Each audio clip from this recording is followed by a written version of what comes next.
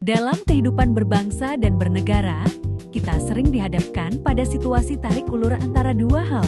Kepentingan bersama sebagai sesama manusia dan kepentingan kelompok golongan tempat kita bernaung. Terus apa maksudnya?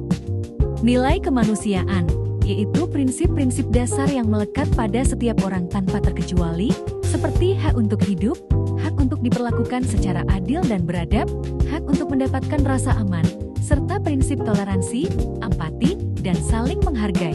Kepentingan golongan, kepentingan yang dimiliki oleh suatu kelompok tertentu berdasarkan suku, agama, ras, partai politik, kelompok ekonomi, atau identitas lainnya yang seringkali ingin diutamakan bahkan dengan mengorbankan kelompok lain atau prinsip kemanusiaan itu sendiri.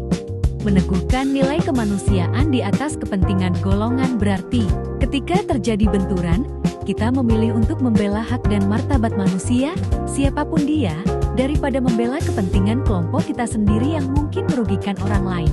Dasar filosofis, sila kedua Pancasila ini adalah implementasi meneguhkan nilai kemanusiaan di atas kepentingan golongan.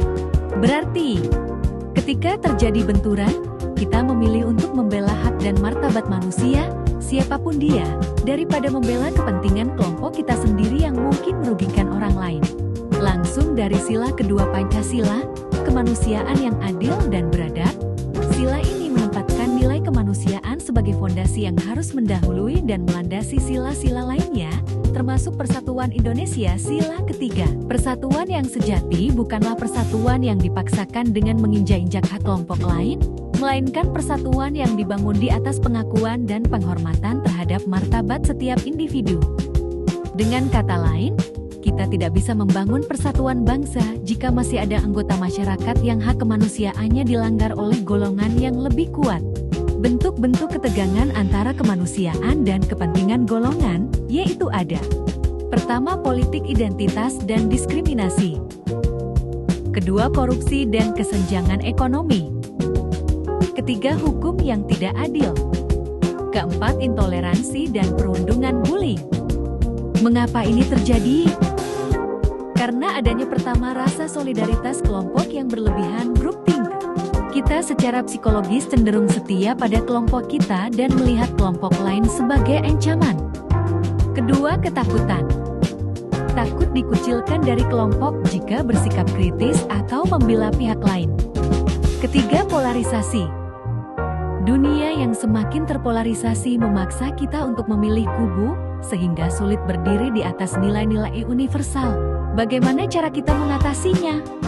Pertama, mulai dari diri sendiri atau self-reflection.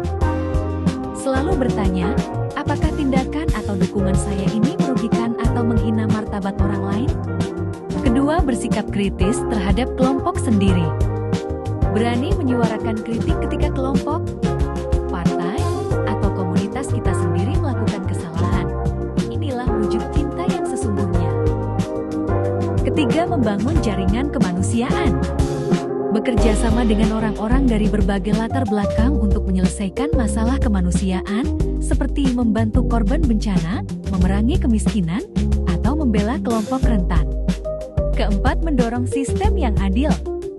Mendukung peraturan dan kebijakan yang memprioritaskan keadilan sosial dan hak asasi manusia, bukan yang menguntungkan kelompok tertentu saja.